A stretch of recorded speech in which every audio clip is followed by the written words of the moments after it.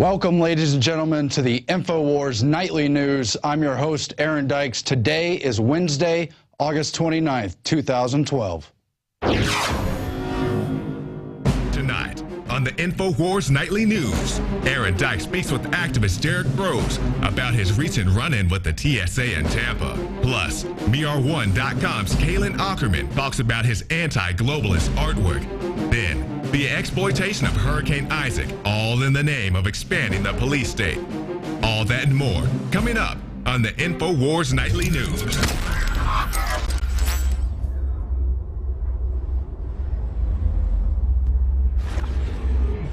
We have breaking news tonight as Hurricane Isaac, which has now been downgraded to a tropical storm, has indeed caused massive flooding in Louisiana, not in the concentrated New Orleans area, but about an hour or so outside of that area in the Plaquemines Parish. We've been in touch with our source, Charles, in Louisiana, and we have a number of updated news items for you.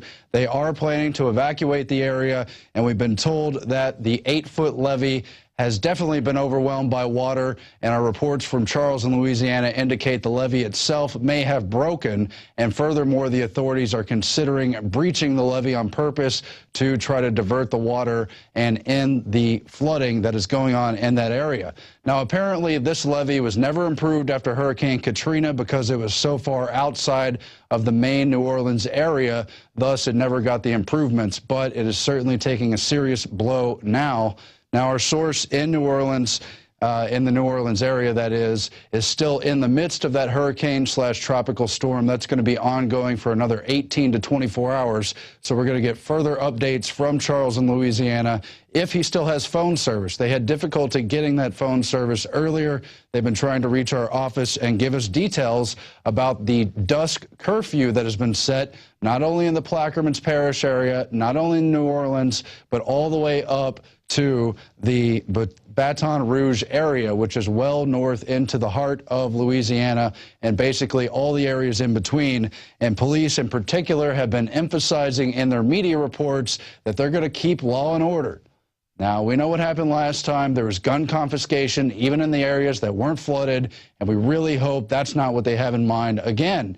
However, this is another situation where they're using any emergency pretext at all to roll in National Guard and other troops. They're going to blur the line once again of Posse Comitatus until everyone is acclimated to this occupation inside our country, the former Republic of the United States. Despite the fact that Isaac is a Category 1 hurricane, Kurt Nimmo writes in his article, New Orleans Mayor Mitch Landrieu said the city had dodged a bullet and the Army National Guard had dispatched thousands of troops to Louisiana. Now, Governor Bobby Jindal has basically earmarked 8,000 troops for a 180-day period, and they have another 35,000 troops and plenty of aircraft standing by to occupy that zone. And again, Charles in Louisiana went down during Hurricane Katrina back in 2005 as a volunteer, as did so many other good people in that community. They've been told this time, you will stay in your homes, you will be arrested if you go out after dusk because there's a curfew blanketing all of the Louisiana area. They've been told they don't want ordinary volunteers, they just want police and military and other so-called officials. Now, what's disgusting here is how communities used to help each other when there was natural disasters. But now we have learned to accept the big federal government-driven control, even though they've only proven time and time again they bungle the situation, they respond late, and they cause people to be hurt, killed, robbed from, stealed. They're not helping. They're preventing people from helping, again, by design. And once again, they did confiscate guns in Hurricane Katrina. So we're going to sound the alarm here again, not to confiscate the guns. Troops, whether you're National Guard or other divisions, do not obey orders to confiscate America's weapons, which is protected under the Second Amendment of the Bill of Rights. Of course, the Oath Keepers have been trying to get that message out to as many military personnel as possible, and we hope they hear this call as well. But once again, we have this breaking news that they are preparing to evacuate in that New Orleans area. And I would just add, too, that Charles in Louisiana, I just got off the phone with him a few minutes ago, pointed out that they were beginning to lock down the city issue the curfew orders and tell people not to even go out on the streets. There's no gas, there's no food available. All this happened when there wasn't even rain, before there was ever strong winds. This was a pre-planned event, so we're going to see how it plays out, but they have certainly worked against the best interests of the American people before. Now we will turn to the RNC convention underway in Tampa, Florida, the big circus, the big show to anoint Mitt Romney and have this staged election against Barack Obama, his controlled opposition. Now, Ron Paul shouldn't have been a story in this mix in particular because they worked so hard to censor him and shut him out of the process leading up to this convention. And yet here he is, several big stories, the biggest of which is that the TSA decided to harass Ron Paul and his wife and his aides as they left Tampa yesterday in their private plane. Now, they were at the small airport of Clearwater, Florida, right outside Tampa in the area, and they were told that no one would be allowed to leave until there was an extensive search of all their credentials and identifications, but then also of the plane itself, which they explicitly searched for explosives. Why? Because those TSA agents were there to harass Ron Paul and directly made the insinuation that his plane could be used as an explosive missile device to attack Mitt Romney. Oh, this really happened. Here it is on the Lou Rockwell blog. Kurt Nemo, of course, has the story on the top of InfoWars. TSA harasses Ron Paul and his wife in Florida. But here's this detail. One of the pilots noted that the plane, full of aviation fuel, was already a bomb, as the several TSA agents indicated that they had to check this plane specifically for explosives because Mitt Romney was in the area. This is Ron Paul, who was accused by many critics for not even attacking Mitt Romney through his words and rhetoric enough, and now here he is being manhandled by the TSA on the pretext that he would be somehow a physical threat in his private plane against Mitt Romney and their little phony parade at the RNC. Well, this all ended when they insisted on patting down his wife, Carol, who has a pacemaker. When she refused, the TSA agents began to get indignant, but one of their aides began filming the incident. They got nervous and ended it quickly. This is the disgraceful incident serving as a vicious parting shot. Those are the words of Kurt, apropos from the establishment, who have once again worked time and again to shut out Ron Paul's supporters and delegates, to silence Ron Paul in media coverage, and make sure he was not seen as a viable, credible candidate within the Republican Party's little game for establishment nomination.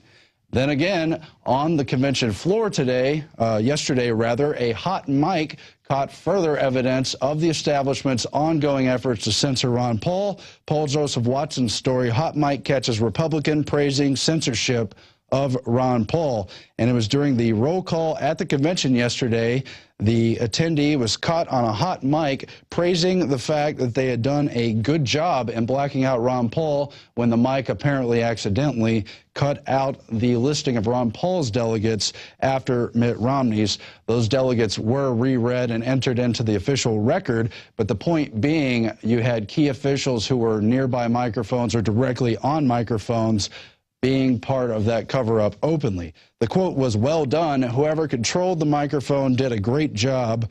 There's no identification of that RNC individual.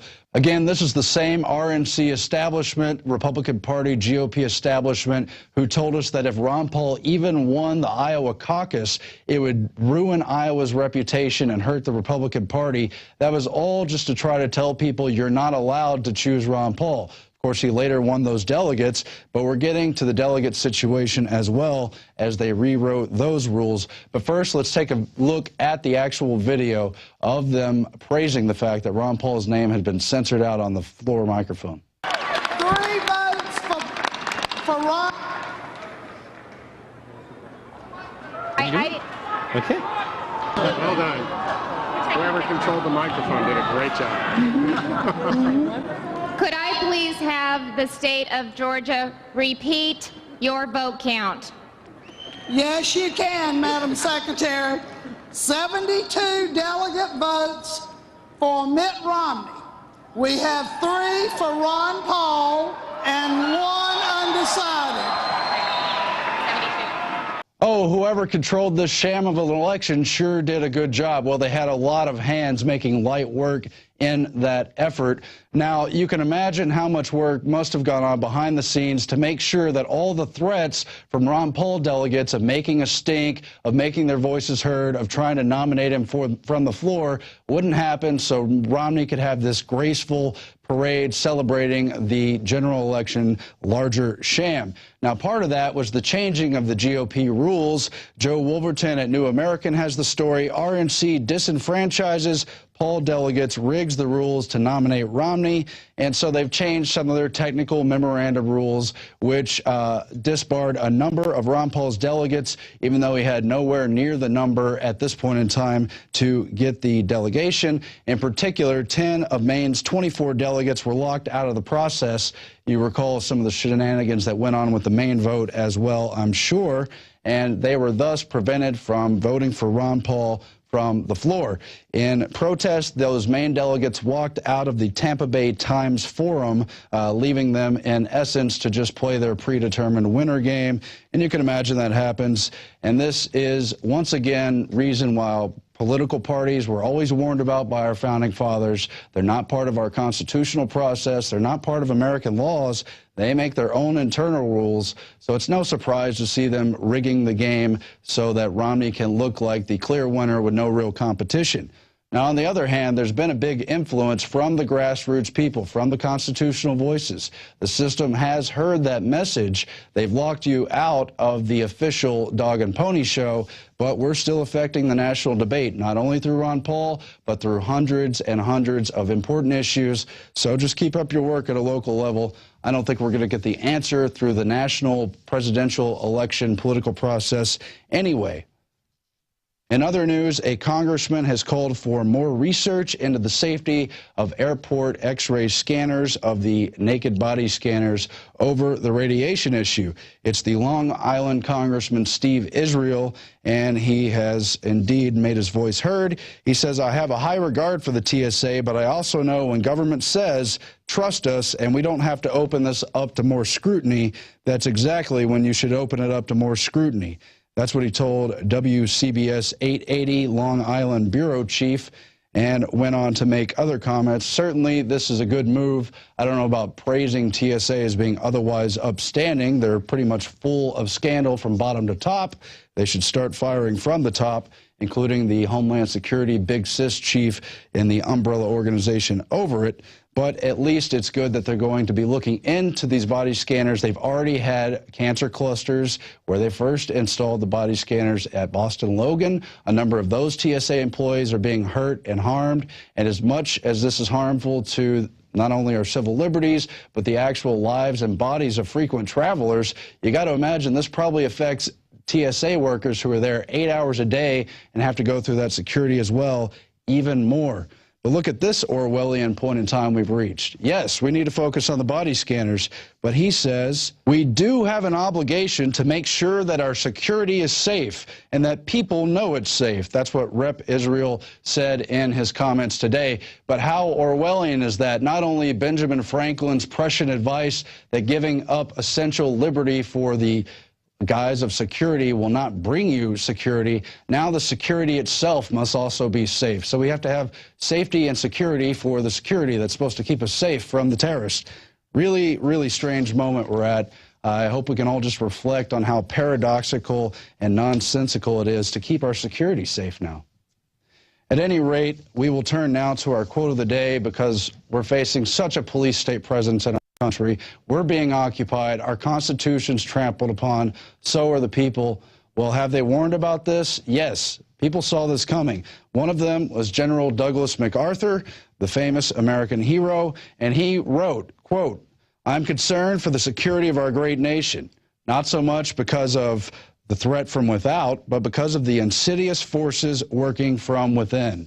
And you better believe that's true. You can look at any area you want, but TSA and these phony sham elections are a pretty good place to start.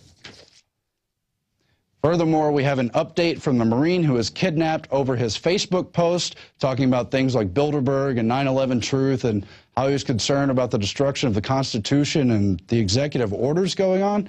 and thrown into a psych ward. Well, he's made his first public comments since being released after the judge acknowledged the fact they really had no factual basis to hold him on, and that he's really just being persecuted and literally threatened with being brainwashed. Very alarming stuff. In his first public comments since being kidnapped by authorities over his political post on Facebook, former Marine Brandon Robb tells John Whitehead of the Rutherford Institute that he is scared for his country. His case went viral on the internet earlier this month when on August 16th, the former Iraq and Afghanistan veteran was kidnapped from his home by police, FBI, and Secret Service agents and forcibly incarcerated. Let's take a look at some of the things he had to say. I go back again. You've served your country well. You're a businessman. You're an upstanding person in your community. How did this impact you physically and even mentally? Let's put it that way.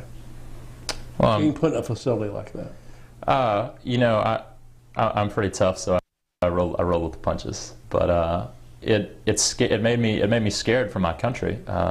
The idea that a man can be snatched off of out of his property without being read his rights, I think should be very extremely alarming to all Americans.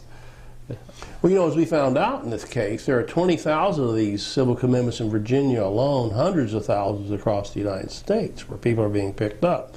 In your own county, I was told by a reporter just in the month of August, and it hadn't been completed yet, the month hadn't run its course, there were 20 people who had disappeared in your own county like this. I heard that as well. So that's scary. It's frightening. This is, like you said, Orwell. It's like out of Orwell's books, Philip K. Dick books, science fiction. So maybe what we're saying here is, and maybe correct me if you think I'm wrong, that fiction's become fact. We're living in an Orwellian society. What do you think? Well, I can give you a perfect example that that's true. If you read 1984, George Orwell, in that society, there was something called the Ministry of Truth. Bill Clinton very recently went on record and said that he believed there should be a ministry of truth in this country to monitor the content of the internet. And it goes on from there, but certainly it is Orwellian. Probably among Brandon Robb's biggest offenses is the fact that he can read. Maybe he hasn't taken enough of his medication. We're getting to those stories in just a moment. But I also want to read this quote that he said: "The truth is very powerful and has the ability to cut. The truth is not always nice." He further pointed out that Jesus probably would have also been investigated as a terrorist for encouraging his followers to sell their cloaks and buy a sword. And if that isn't true, I don't know what is. The whole point is they tried to distort his words and make a case about him just to go after him. And they're doing this not just against this individual, that would be a big enough story, but to all kinds of veterans. They're supposed to be heroes when they go over and fight imaginary terrorists and get put in the meat grinder. But when they come home, they're a threat to the natural order of things because we're under a dictatorial takeover. And that's why they're persecuting numerous veterans. This John Whitehead of the Rutherford Institute has documented other cases, and I'm sure he's going to be coming forward with that information. Not sure if we're getting him on the show, but we're looking at that. Now, in health and technology news, which are merging more and more, a pill that treats and tells. Better put, a tattletale pill. And these, you've probably heard about these. They've been reported on since at least January. Edible microchips to alert mobile phones of pills not taken. Digital digestible pills that will allow doctors to monitor your medication use. And now they're pushing for them more than ever. Doctors are saying they want their patients to be forced to take these. Doctors who've already been brainwashed and financially bought off by the big pharmaceutical companies are now being encouraged for that little idea of compliance, to make sure their patients aren't just getting the diagnosis and paying the money for the pills, but that they're actually taking them and having their physiology and brain waves rewritten by these wonderful little pills they have. At any rate, if you're having trouble remembering whether you took your pills on time, your medicine may soon have the answer for you. Pills from everything from the common cold to diabetes or cancer can be embedded with tiny ingestible chips that track whether a patient is taking their medication on time. And it goes on to detail the California-based Proteus digital health firm. And they say, well, some patients may not like being tracked. Some patients may think it's Big Brother, but it's a good idea, and it doesn't mean you're a bad patient. It's just that we want to have accurate data and make sure you're fully medicated, just like One Flew Over the Cuckoo's Nest. And I've got a separate ad for a different firm. I hope you can pick this up on the document cam. This is from the Dassault Systems, and they've got a similar nanotech pill that's going to help keep track of your medication. And it says, in the future, if we want to avoid surgery, can we swallow a robot?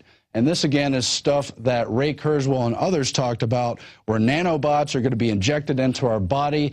They're going to take care of the medical aspects. Natural cures, of course, will long since be banned by the time that we see these nanobots taking over and really telling us what's best. But what I found in this article that was the most interesting is this is yet another cockamamie idea promoted and funded by the Bill and Melinda Gates Foundation, now by far the largest philanthropy interest in the world. The Rockefeller Foundation, among others, merged most of their main issues with the Gates Foundation, who focus exclusively, well, I shouldn't say exclusively, they focus predominantly on vaccines around the globe and GMO foods and all kinds of other things that are really strange ideas, like clouding the earth with barium and sulfur particles to change our weather patterns. And by the way, he owns hurricane steering technology. Huge conflicts of interest. Nobody seems willing to hold these so-called philanthropy foundations to account because they have a friendly face, a Bill and Melinda Gates in a blue sweater. And they've given money to Proteus, and they've worked with the other nanotech and technology firms, the big pharma firms, the firms in China and Japan, it tells us, the Swiss firm Novartis. All these big pharma entities are being told to adopt and push this technology, a digital pill, the beginning of introducing RFID chips into our body to track what's going on in there. And that's all just a lead up for what you know has been coming, what you know has been on the agenda for decades, the implantable permanent RFID chip they hope they could put under the skin in your hand or maybe somewhere else on the body. But meanwhile, the Gates Foundation hasn't stopped there. They're in the news for other items today, other equally dangerous, perhaps more dangerous proposals. They're funding a variety of proposals listed here on their website, among them an anti-vaccine surveillance and alert system to counter disinformation, supposedly, disinformation, according to them, about vaccines and their well-known dangers, and to alert authorities that they need to basically monitor people putting out this information. But even more radical, the Bill Gates Foundation is funding and developing and preparing to deploy unmanned aerial vehicles to take vaccines to your home if you're in a rural area. So those who don't comply, who don't volunteer for what they consider mandatory vaccines, will get little home visits from robots. So it's not just the robots and the pills you take, it's going to be the drones showing up your house literally with vaccines, and who knows how things go from there. But they're planning to try to push for universal vaccine adoption, and as usual, they have another dozen or so vaccine-related proposals as they try to pursue total world by vaccination. Who nominated this guy to run the world? Well, his money did, the money he stole from you through his dominance in Microsoft. But what's important about the Bill and Melinda Gates Foundation is their little proposals, their little grants get adopted by individual nations, and they fund maybe the first round just to get the doors open. Then they saddle those nations with a huge burden and cost of running those vaccine programs. There's a big controversy in places like India and Pakistan where A, they're suspicious of all this Western intervention, and B, you have 47,000 cases of polio admittedly caused by the oral polio vaccines. That's just a taste of the problems that this maniacal mad scientist is creating across the earth. As I might mention, he continues to push GMOs everywhere. Remember his crazy proposal to spend more than $1 million developing the galvanic mood bracelets that he would make students and teachers wear in the classroom to try to monitor whether or not they're paying attention to the indoctrination lesson handed down from the global government? Well, that's just the kind of big technocratic stuff they want to run our lives with. This is the stuff the classic socialists who have taken over this world through the collectivist model have been talking about since the early 1900s. People like George Bernard Shaw, who said under socialism, you'll be forcibly fed, clothed, taught, whether you like it or not. And if you're not deemed worthy, if you don't have the character, according to George Bernard Shaw, the big Fabian socialist, you'll be executed. Then you've got people like Carol Quigley, Then you have people like Carol Quigley, who were insiders in those Cecil Rhodes Roundtable groups, who again were pushing for collectivism in the different Western nations across the planet and the other developing world nations. And he talked about how there's no more political freedom, how the left and right is all an illusion, but then specifically how you're going to be numbered from birth to death, tracked through your military and education records, and all the way down to your retirement benefits and then to your death itself. They're going to control your life literally from cradle to grave. And it talks about how the experts are going to rule us instead of the people, instead of the popular will, instead of anything that even remotely resembles a democratic process. But look how updated this is in the 21st century, with people like Bill Gates, big technocrats, trying to tell us how it is, trying to tell us how to run our lives, trying to tell us we're not supposed to use water or energy and that we need to cut our population. And now he wants to use these high-tech gadgets to make sure the vaccines and big pharma medication is taken. That's the socialist collectivist model they've got us all to adopt. And it doesn't have anything just to do with socialist sentiment. This has to do with big state governments. It's the same thing for the capitalist branded stuff. It's the same thing for the fascist branded countries. Nazism was National Socialism, another brand of the same thing. It's tyranny. It's tyranny, people, and Bill Gates is part of it. I wholeheartedly reject these proposals. They really make me uneasy. Meanwhile, in food and natural news information, we have the corrupt Indian politicians who've been accused of stealing more than $14.5 billion in food that was specifically designated for the many starving poor in India. Apparently, corrupt Indian politicians have successfully stolen more than $14.5 billion worth of food from poverty-stricken citizens, looting over 57,000 tons of food intended for the starving poor. These corrupt lawmakers and politicians have put into warehouse massive amounts of food supplies that they're holding for purposes unknown. Now, Naresh Saxena, a Supreme Court commissioner there in India, called this the most mean-spirited, ruthlessly executed corruption because it hits the poorest and most vulnerable in society. What I find even more shocking, she says, is the lacking willingness in trying to stop it.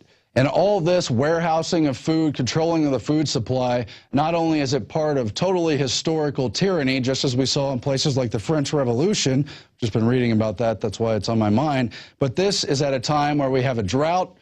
Who knows what all are the major causes behind one of the biggest droughts we've ever seen, but it's crimping on the food supply. We've got these crazy carbon policies where they're growing corn for ethanol for fuel production rather than for food, all this cutting into it, as there's finally, for the first time, a debate over speculating on commodities, in particular food, which really gives a financial incentive to do just what they've done with this poor food stock in India, to warehouse the food and bet on its price going up in the future. Very dangerous policies that we're seeing in this day and age, all of it putting major pressure on the global food supply, really probably so they could just call for greater population controls, but it's going to hit the poorest first. And these policies, Lord Monckton has come on and analyzed the data and shared it with us, are affecting over 1 billion people. There's 1 billion people on the edge of starvation just through policies like ethanol for food, just through policies like ethanol for fuel rather than for food.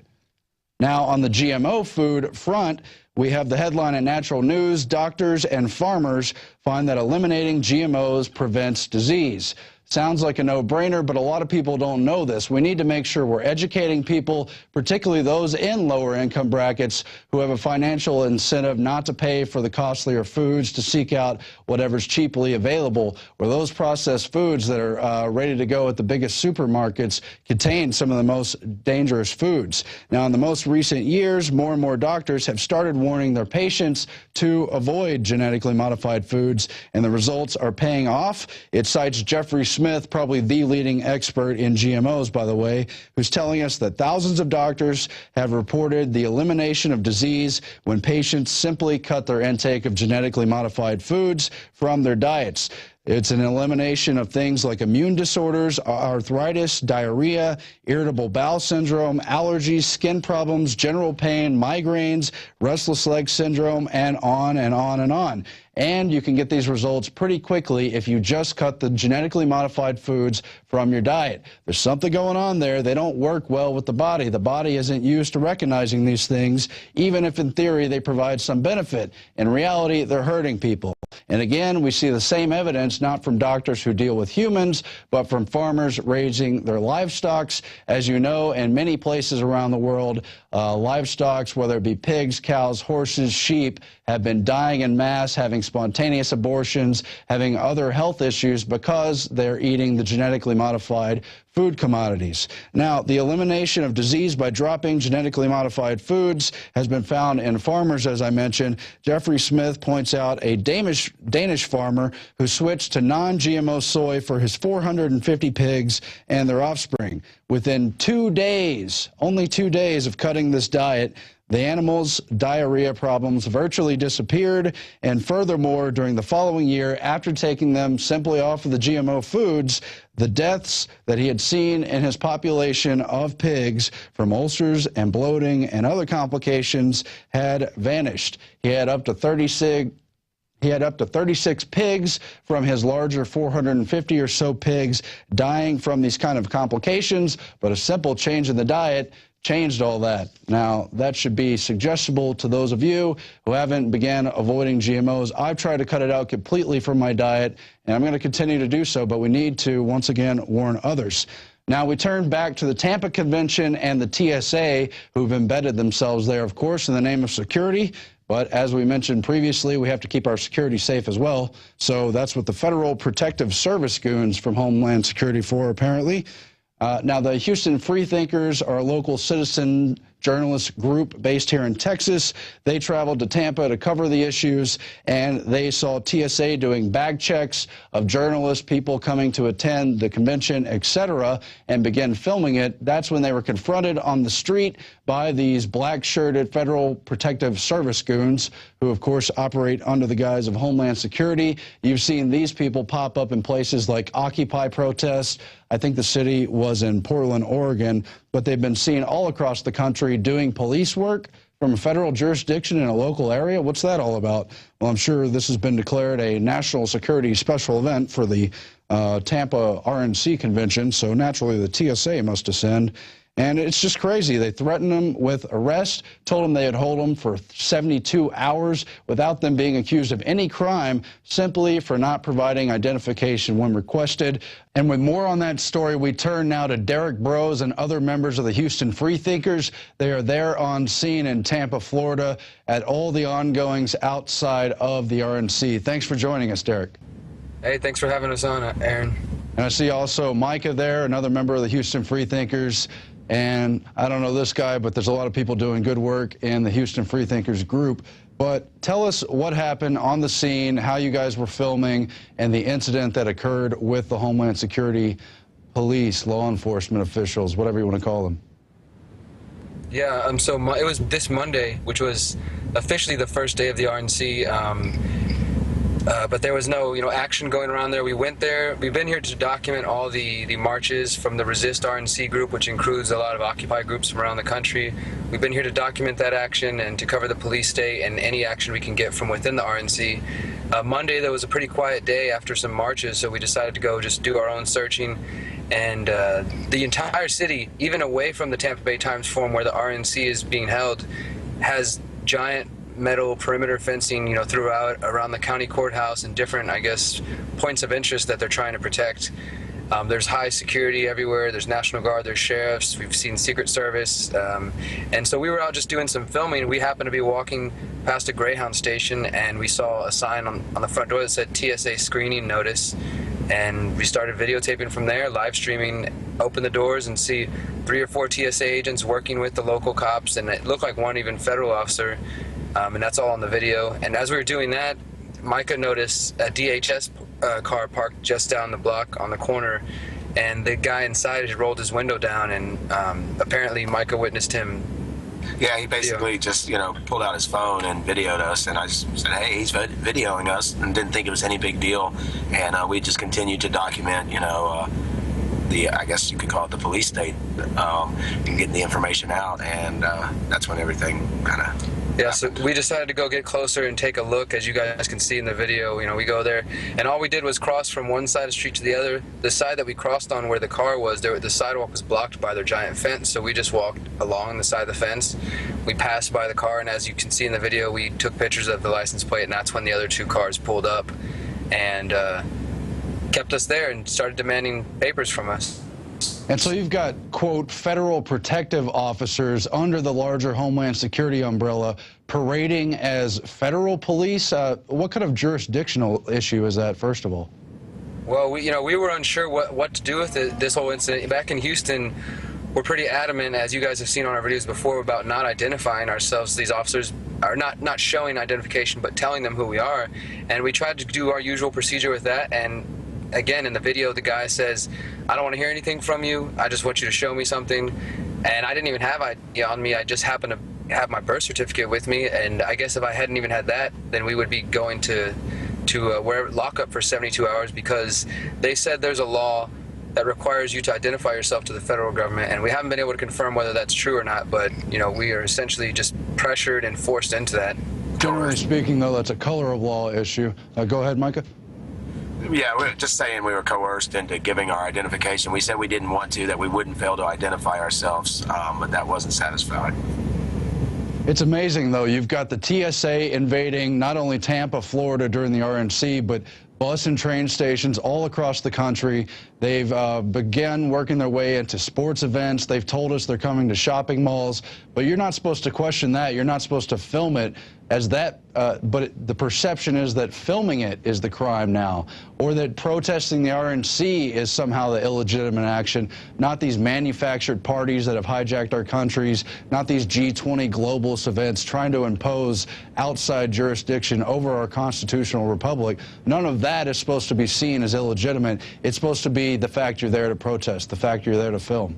Yeah, and the TSA is an issue that we keep particularly close to heart, because we were on InfoWars before talking about getting rid of the TSA on Houston buses, and that was something that we see as a good victory to show to other cities. And so when we saw them on the Greyhounds here, we're like, we got to get video of this. We got to let Occupy Tampa, or We Are Change Tampa, or whoever's out here trying to do some activist work, let them know that cities such as Houston can and will put an end to the TSA. So that was the reason we started doing that as well. And I agree with you that a lot of the protesters here seem to see the problem with the Republican Party, but some of them aren't so ready to call the Democrats as part of the problem. But there are a lot of people as well, though. When me and Mike are out there chanting, say no to Obama, say no to the two-party system, a lot of people recognize that. So we're out here mainly trying to cover the news and trying to put a message out there to remind people that both parties are responsible for what's happening. And it's a long-term process to have people wake up, but regardless of your views, even if you have an ignorant view about the way the system works, you obviously still have a right to join and protest. But back on the TSA issue, I just want to point out what your group as citizen journalists did, because it was effective. First, you filmed the fact that TSA had begun doing bus inspections in Houston. You had video of the press conferences with the Congresswoman, Sheila Jackson Lee, and so there was no denial issue because it was on tape and you'd proven it. Then you took your group and other people of similar mind to the council meetings, to the Metro hearings, and put pressure on them, and they were forced to back off. Yeah, definitely. We want to use that as a model for other cities. Anybody else who's watching and seeing this, we're trying to set up a different plan of actions, dealing with the TSA, dealing with sustainability, taking on fluoride, taking on, any of these issues, and try to set up a plan. And we encourage others in other cities who find ways that work. Let the rest of us know. As we're seeing with the RNC, the Republican Party, the Democratic Party, they're going to change the rules anytime they want, anytime we get close to, almost beating them at their system. So it's time for us to really start focusing on what we can change locally, and sharing that with each other. Right. Can you guys describe more broadly what kind of scene have you seen in the different protesting groups? We've been told that the police outnumber the protesters something like 4 to 1. Have you seen people being allowed to protest, or are they cracking down in many respects? I've heard numbers from 4 to 1 to 6 to 1. And we've seen everything from Secret Service, Department of Justice, National Guard, sheriffs, police.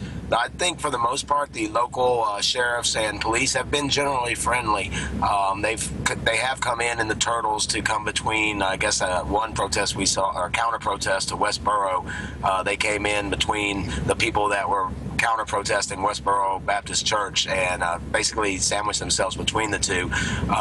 But we haven't really seen much trouble with the local police, just a very large presence, bikes, motorcycles, horses, little golf cart things, helicopters everywhere, 3 or 4 helicopters. You get pretty used to the sound of them. Yeah, we're definitely seeing the police state pretty visible, but as Micah said, for the most part, with our efforts, we try not to generalize any group at all, including the police. We recognize which cops do work against us and work against the Constitution and work against freedom.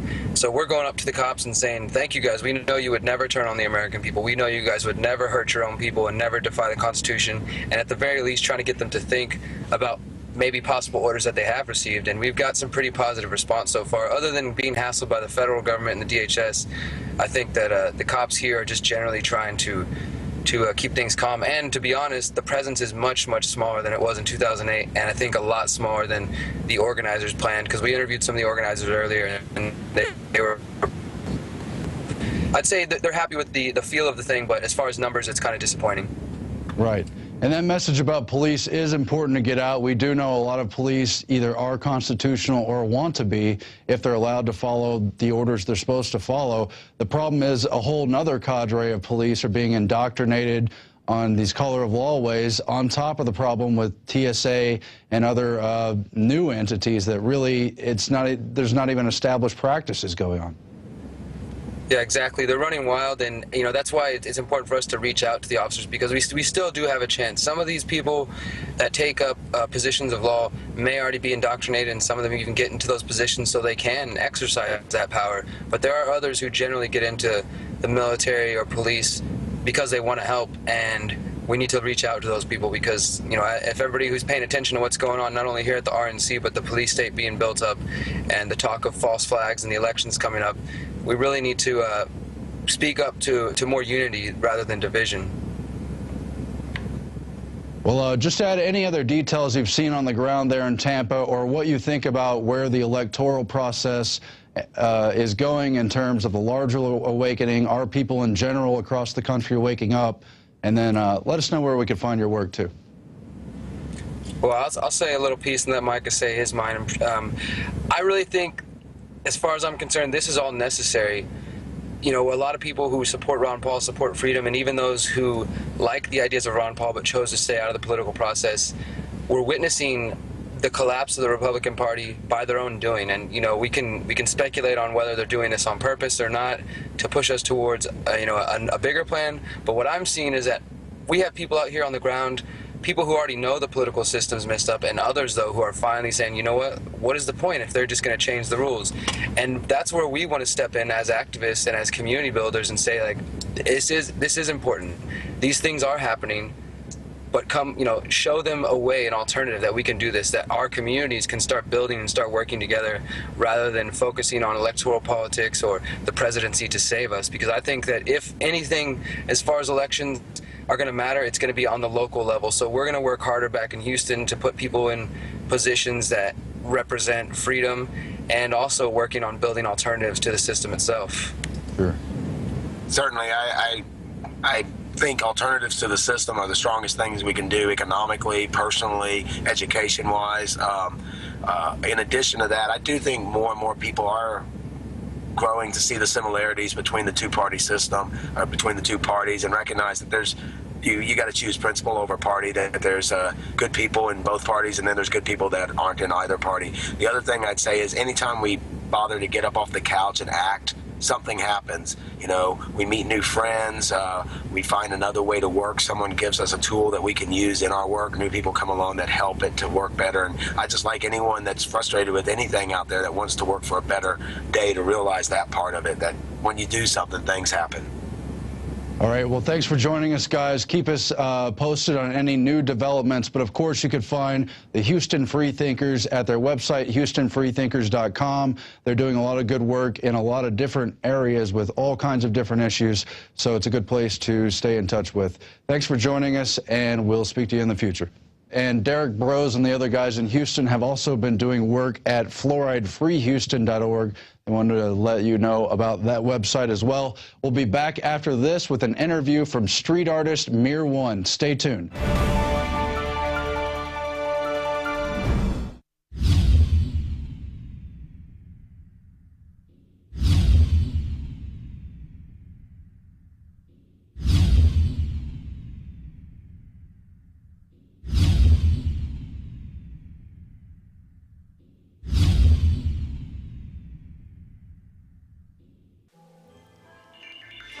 Alex Jones here with a message that could revolutionize health in this country. Going back about a year and a half ago, I began to learn about the incredible health effects of longevity products. Aaron Dykes lost 92 pounds. We're going to show you some before and afters.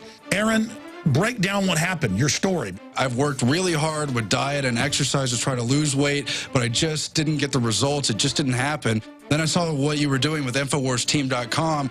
I wasn't even trying to lose weight, but I got it because I wanted to feel better energy. I wanted that nutrition. Didn't even understand how that could kickstart my own weight loss goals, but the products did that for me. I found myself suddenly losing weight, more energetic, wanting to exercise, wanting to eat the right foods. And they don't even advertise it as weight loss. I want to challenge our radio listeners to go to InfoWarsTeam.com. Sign up as a distributor and get wholesale pricing discounts at InfoWarsTeam.com.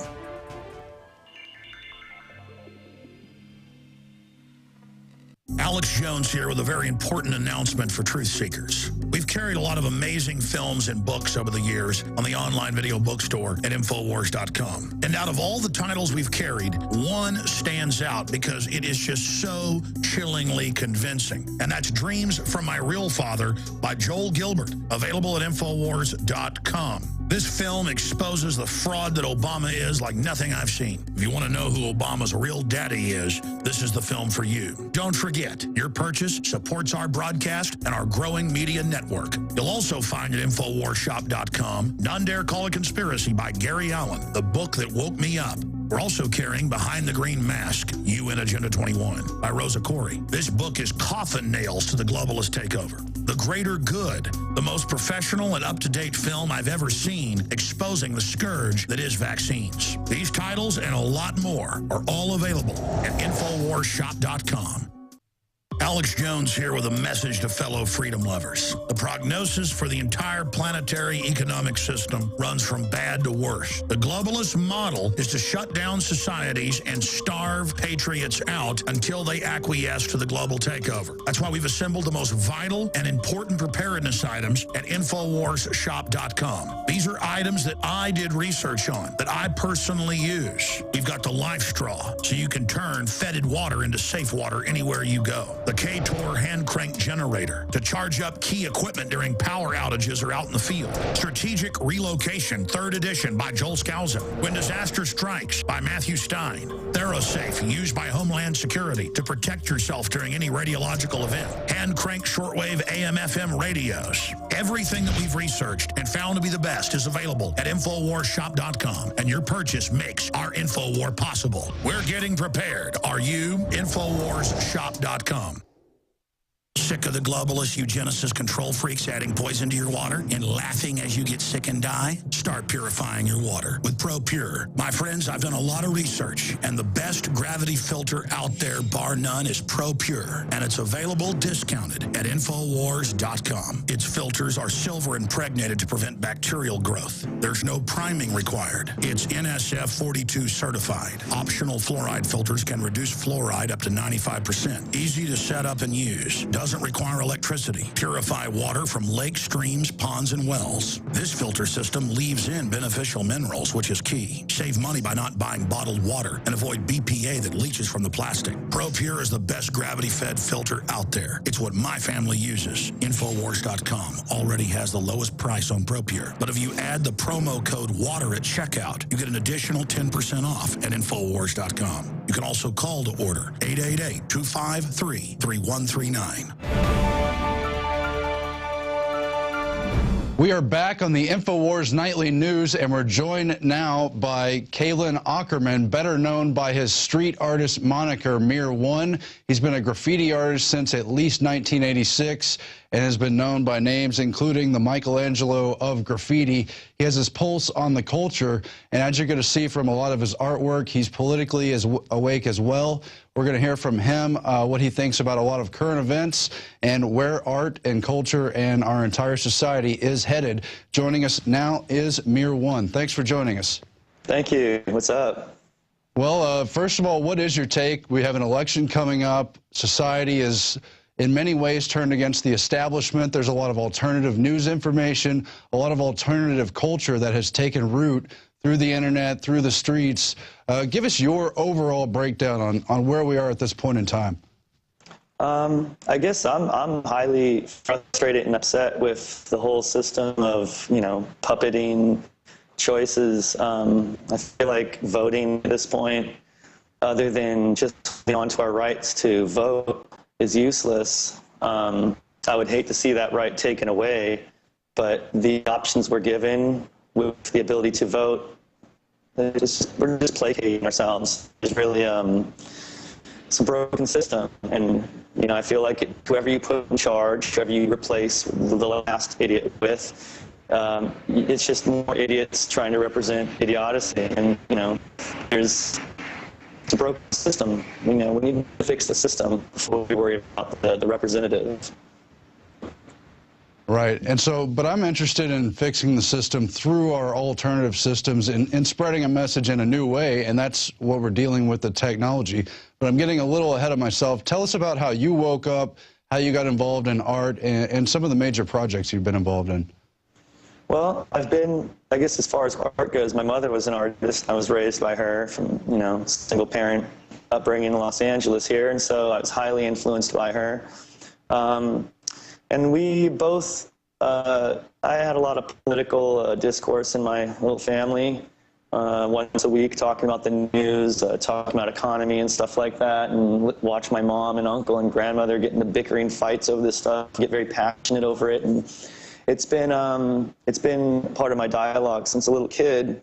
And around 1979 or 78, I took a trip up to Oregon, and a friend of my mother's gave us a cassette tape that had a lecture on the future of our planet with global warming and the illusion of democracy crumbling apart, and kind of this really frightening view of the future of war and economic slavery and, you know, polluted realities. And so I guess back then this was highly fascinating to me, and it's been a source of my dreams, a source of my inspiration, a lot of anger I feel about society and government and authority figures in general, which has been expressed in me being a graffiti artist for decades now.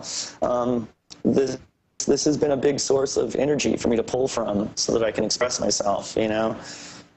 The world seems pretty confusing, and there's not many places you can go to release these emotions or these ideas, and so artwork has been a great facilitator of that for me. Right, and we're specifically showing viewers right now video of your allegory of complacency.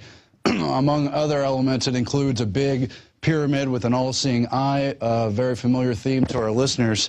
But what inspired you to this and some of your other major works, and just give your point of view on that?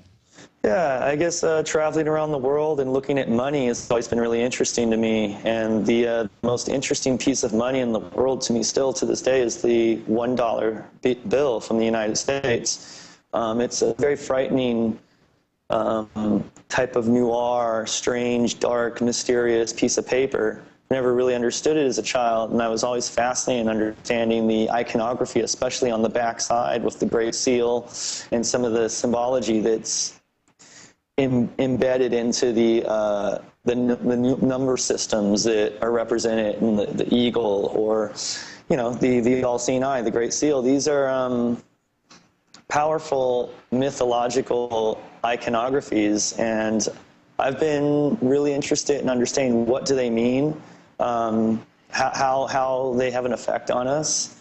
And what is mythology? You know, what are, you know, like religion and many things. Why do these ideas that we can't fully interpret have so much power over us? So I've been deep into research, I'd say, for a good 2 decades. Fascinated. You know, I started out with Behold the Pale Horse when I was in high school, and that kind of really got me into digging deeper. You know, what do they call it? Data mining online and whatnot, and researching as much info as I can. And you know, what I've come to terms with is this idea of this pyramid you know, the separate eye that floats above the lower base is really a metaphor for the elite power and the working class that this world consists of. So, Mir1, you were explaining some of the symbolism in your painting. Of course, we see an all-seeing eye with the masses of humanity at the base, and you were explaining how this represents an older allegory for you. Yeah. I guess years ago I read this poem by Plato, a 2,500-year-old poem of the Greek philosopher called The Allegory of the Cave. And it inspired me greatly because it made me realize that we Americans are falling short to the same problems that people have been falling victim to for thousands of years on this planet. And it's basically wool being pulled over our eyes. And the poem was about a group of slaves that were captive in a cave. And they sat on a log chained to each other, and they stared at this wall. And behind them there's a blazing fire, and their captors used hand signals to create puppeting type of animal shadows on the wall. And these prisoners believed that this is what reality was. And one day when the captors were away, one of the prisoners stood up, took his chains off, and walked to the end of the cave to where the light was coming in. He peeked his head out and realized that there's a beautiful world of trees and fresh air and rivers and valleys and mountains and other humans. And he ran back out of amazement to tell his people that there's another reality actually taking place, and this is not it. And out of fear, they told him to be quiet and put his cuffs back on before they got in deeper trouble.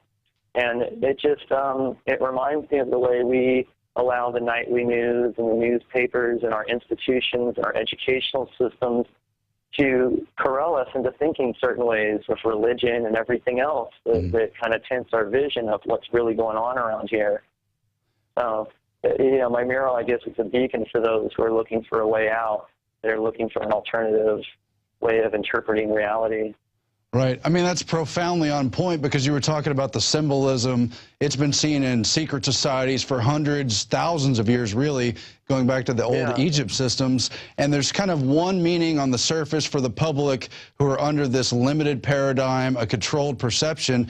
And then these same symbols have deep, inclusive meaning for the people who run the societies that run the world. Yeah. But then you've got... I mean, that's... But then street art today is, in a way, hijacking that and kind of rebranding some of the same imagery. It's very interesting. Yeah, some of us are, you know. It's a hard battle out here. I mean, I stand alone quite often. There's only a handful of us that really dig deep into the symbolism and into the intentional purpose of this type of thinking. You know, this type of thinking generally isn't just to have lightly over a cup of coffee or something and go about your day. This type of thinking is transformative. It's meant to basically change your perception on life and give you a backbone, give you some hope, give you something better to believe in than lies, you know? Exactly.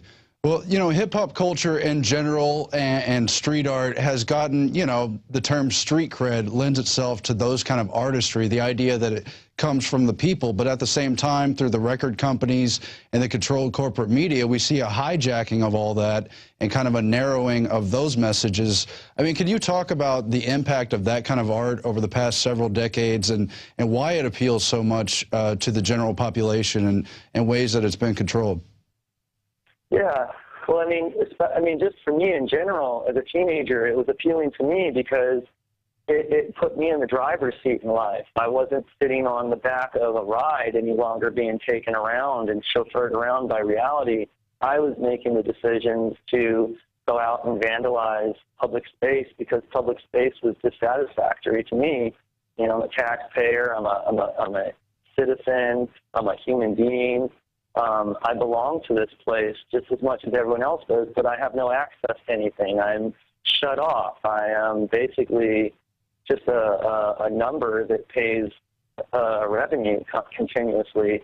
And graffiti art was complete liberation to that concept. It basically said, you know, this is your world. What do you want to make out of it? You can make anything out of this place. And so I think that that's the main thing of these alternative subcultures that continually develop in our society is this desire and this need to break out of this conformity, this box that, you know, that they really want to put you in, because you're much more manageable in a box. When you're outside of a box, you know, they don't necessarily have enough hands to hold on to you. And so I think there's a lot of liberation in the subculture. Right. And you're touching upon some of the issues of, like, is it ethical to vandalize public spaces with artwork and that kind of thing? Right. And you've worked with a lot of the other famous artists or had run-ins with them, people like Shepard Fairey, people like Banksy. I saw the documentary on Ron English, and he's gotten himself into a lot of trouble. But is it ethical, or is it even effective to kind of hijack corporate ads for things like McDonald's and kind of resubmit the signal in a way that's critical and maybe wakes people up to the issues of how they're being controlled? Absolutely. I mean, you know, we live in a society that's run by advertising and marketing pretty much, and the media, which they're all in bed together. But it's like an image is so powerful. An image is 1,000 words, and, you know, all these metaphors. And so we're inundated with billboards and advertisements and store names and this and that, and everything's got a name and a logo to it and a design element. And this is eye candy to us, and it's attractive, and it mesmerizes us, and it gets us caught up in spending money on things we don't even need or want, just so we can feel the gratification and the connectivity to society. So, you know, I mean, yeah, you know, graffiti is the antithesis to that. You know, it takes that concept and flips it into, you know, this liberating, self-perpetuating, generating type of energy where, like I said before, you know, I mean, I think we're seeking a way out, and whatever leverage device we can come across that'll get us out of that norm is becoming, I'm really grateful to say this, is becoming actually popular now. For many years of my art career, especially after September 11th, I was, you know, on covers of multiple magazines at once, and TV shows, and art books, and art shows, and whatever else that we desire to get ourselves into. And a lot of that stuff ended for me right after September 11th because my art was unwilling to play the game. I was continuing to criticize, critique, and look into and underneath places that I wasn't invited into artistically. And so I think I got myself into new forms of trouble. They weren't with the law for breaking the law and doing graffiti any longer, but now they're new forms of trouble with just the upper levels that just want to silence that type of work. They didn't really want that type of work being exposed. And I went through some years of hardship to defend my right to do this work, to speak my freedom, in a sense, you know. Mm-hmm. So we've been looking at your complacency mural with the all-seeing eye, and I guess what are chemtrails as well. Can you talk about some of your other, what do you think are your most powerful murals or images you put online, and what are some of your most well-known images? Yeah, well, God, I've got so much stuff, but I think that some of my more well-known murals point the finger to the blatant, obvious wrongdoings that go on around here, like chemtrails. I've enjoyed putting kind of a modern-day spin to a Renaissance-level type of painting, where it's not this beautiful clouds and this damsel and this man's arms and this romantic vision. It's a kid with a slingshot using his imagination to shoot a jet out of the sky because it's leaving, you know, toxic white stripes everywhere that's falling down in a powder form, destroying, you know, reality. I've always loved the Renaissance paintings, you know, these beautiful, beautiful, lavish art. Mm-hmm. And I've always felt that, you know, for instance, I feel that art is like an entity. It's a living energy that is like a transistor radio. You can tune into it and embody that power of that art and let it flow through you and be a creative individual. And so I think that art itself has gone through some interesting twists and turns. You know, previously art was patrons and yeah, exactly. That's what I was going to say. Let me just interrupt you, because all those commissioned art from the Renaissance, in a way that allowed them to control what kind of messages come out. And street art, by contrast, has been largely independent, decentralized, and kind of unstoppable. But aren't there forces kind of influencing those messages as well? Yeah, totally. You know, I've been working on this kind of idea recently, which, you know, I've been telling people this, that so through the Renaissance, art finally began to find a little bit of the individual in there. And through the early industrial era, we saw some amazing paintings being created by people that wanted to paint the worker suddenly, or wanted to paint the landscape, or wanted to paint their interpretation of God, which was unheard of previously, or paint a spiritual experience or a political idea like Goya, with his 5th of May, you know, which is talking about the Spanish Revolution. But these paintings were very liberating to people because they were breaking away from the norm of control of thought, basically, similar to people who were writing books, who were being condemned to their death for having literature that spoke out against the church or against the monarchies.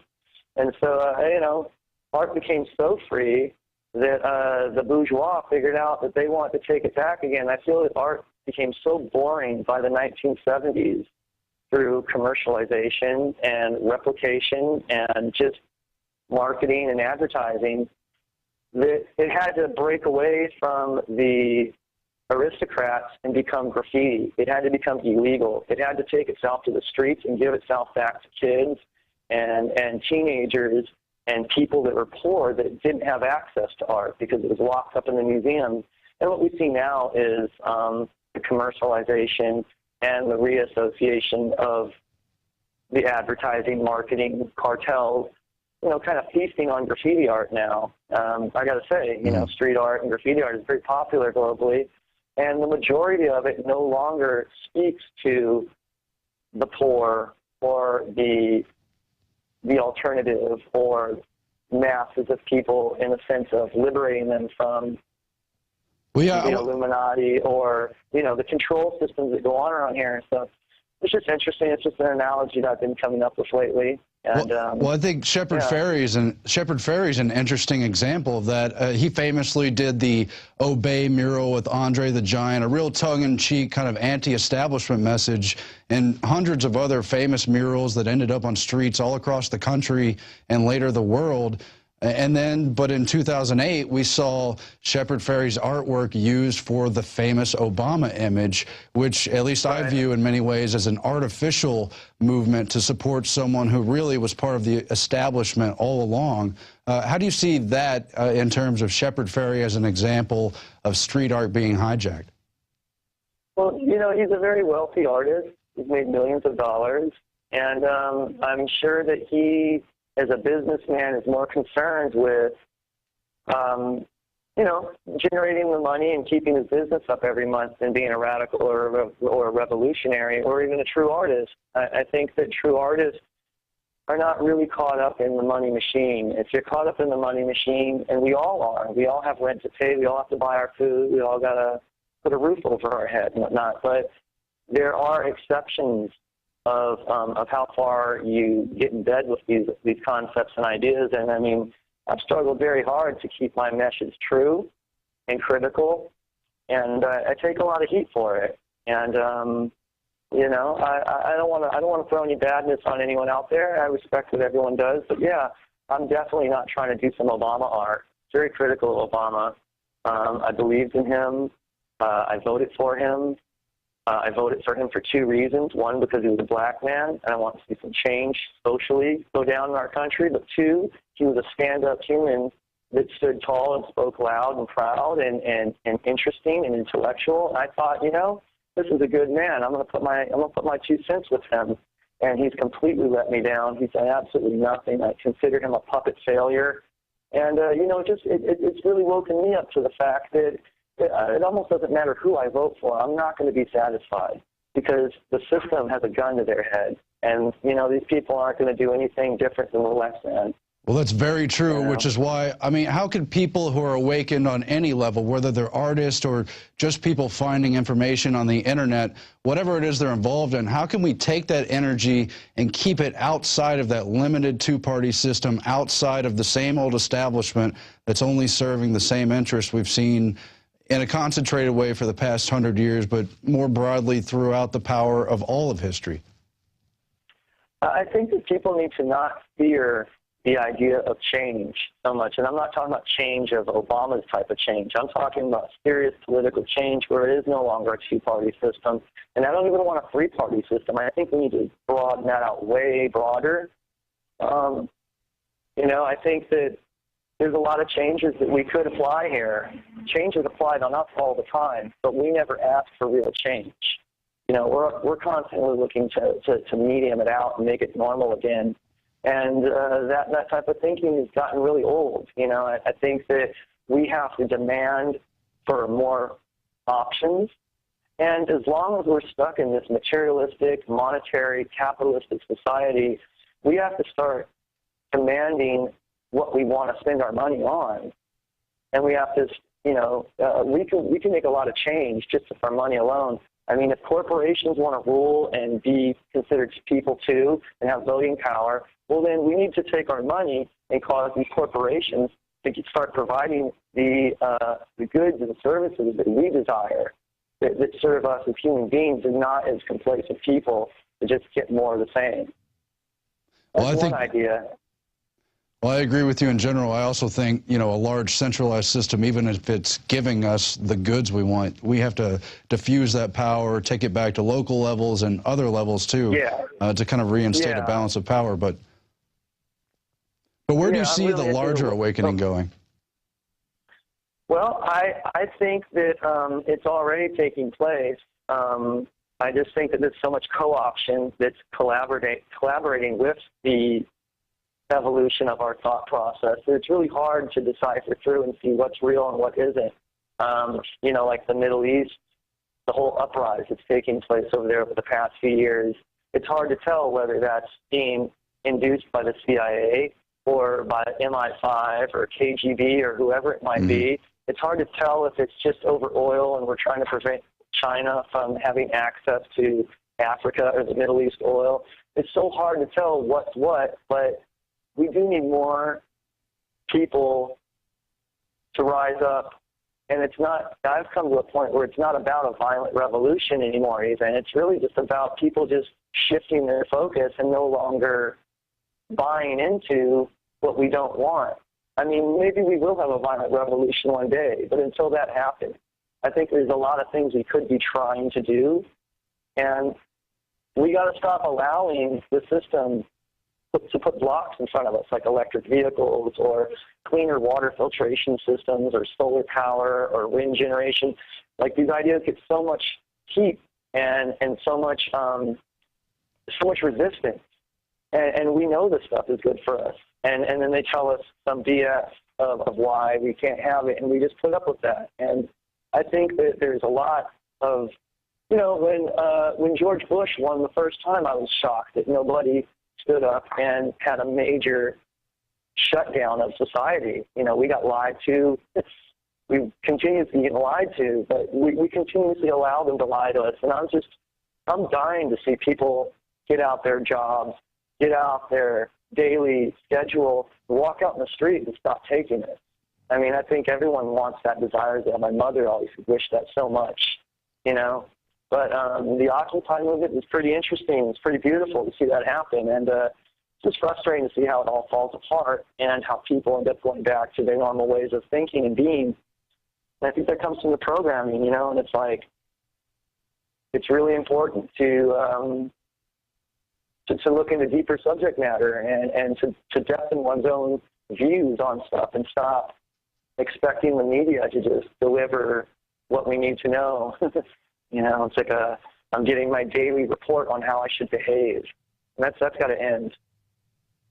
Right, and we see also these kind of revolutionary ideas being hijacked in a steam vent kind of way. Opposition to Bush, for instance, against the war, will be voiced first on the outside of the Democratic Party, but eventually absorbed by it, touted by them in rhetoric, but then it ends up not being the real system by the time a Barack Obama gets elected.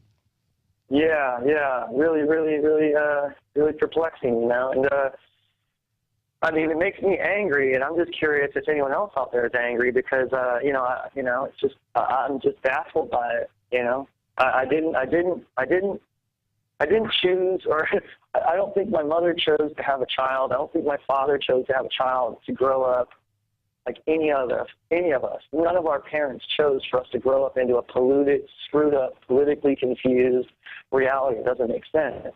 And it's really screwed up for so many of us that we are now at this point where, you know, I think about, I'd love to have a child in the future. I don't have any kids, but I have to think about that constantly. What type of a world am I going to leave my child in if I have one? And that's a heavy thought to think about. You know, I wonder how many people out there just picking out kids left and right that don't think about that. And that's another scary thought, you know. Our priorities are really screwed up. I think we need a priority check around here. September 11th was the wrong way to wake us up. That's not doing it, you know. We need something much more powerful. And, you know, that's why people like me and people who I'm influenced by, that I'm really interested in, such as yourselves, you know, it's important that we continue to do this because I know that it's inspiring to other people. I know it inspired me as a child, and I hope that I'm inspiring people right now, and I hope to continue to inspire people to think differently, to think outside the system. And artwork's obviously very powerful. I was going to ask you that, too, because you're kind of talking about your political inspirations. You've talked about all your artistic inspirations.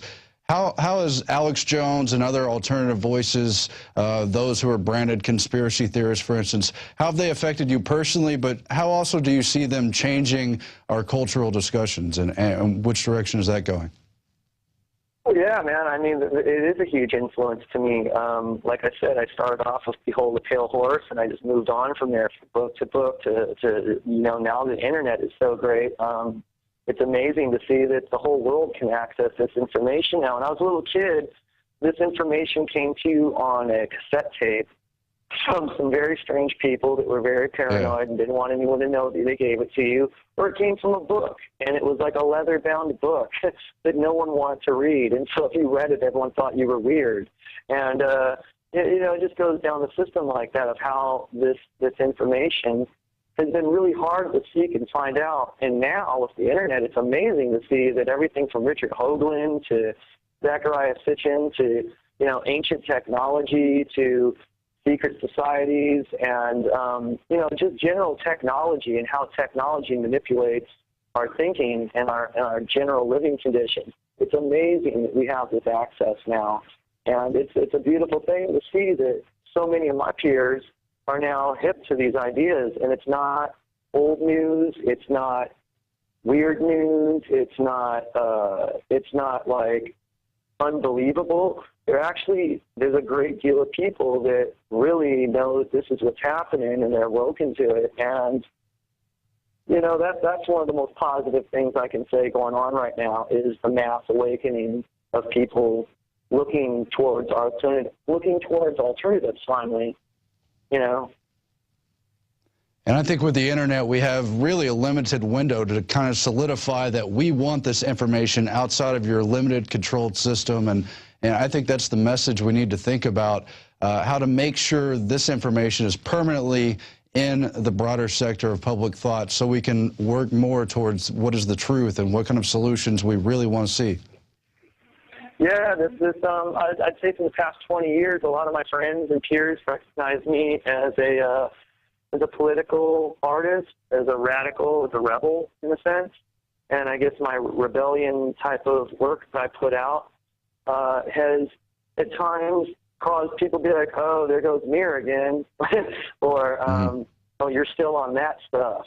And that was frustrating. That took me a decade and a half to get through with everyone, to the point that now they're like, oh, man, I love it when you talk about that. When you share these ideas with me now, I go and I research them and I find out so much more. And it's like, wow, it's amazing that this stuff is real. And, you know, this is just peers walking through a grocery store or walking through another city will walk up to me and say this now.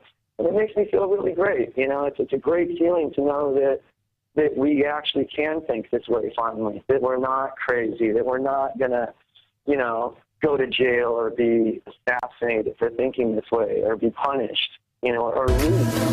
That there's enough of us thinking this way now. This is a social discourse that we all can take part in. I think that's really important. And I think that that's one of the main ways that this radical rebellion will eventually become, hopefully, part of our normality at a point here, is that the masses will just shift their thinking. And that's always been my greatest hope, because it's not like I wouldn't love to see some crazy revolution take place and us overthrow the institutions and tear down the walls of these horrible places and throw out these sick and twisted individuals on their rears in public and actually throw some of these people in prison for stealing from us and lying and causing great human atrocities around the world. But I mean, I would love to see some of that. But simultaneously, I would be just as happy, if not more happy, if we could all just shift our thinking and all these manipulators would just become instant losers. I think that would be the greatest punishment and retribution we could experience. Well, that's the truth right there. And our cultural thinking, our spiritual awakenings, those are more powerful than trying to steer movements through the political system, because they're so easily hijacked. So many revolutions have gone bad. And so in closing, talk about where we could find your work, where people could see more examples and follow the things you're doing. But more broadly, give us some tips. What have you found to be effective in the vein of culture jamming, trying to insert a message that people don't want to hear? How do you break through? What kind of symbolism is most powerful? How can we use the internet, things like Facebook, relatively controlled paradigms, to push messages they don't want to see? Yeah, well, I guess some of the interesting stuff that I do is, you can look at conspiracy theories and get freaked out over them, and then you can compare those to actual news-related write-ups from around the world. You can check out some of the interesting technology that's being researched at places like MIT out in Boston, Massachusetts Institute of Technology. Just any of the iconography that's out there that seems weird and mystical and hokey, and it's almost unbelievable this could be happening. It's really interesting to go into the history and look at where these iconographies come from, what they actually meant to people a long time ago, what they mean to people now.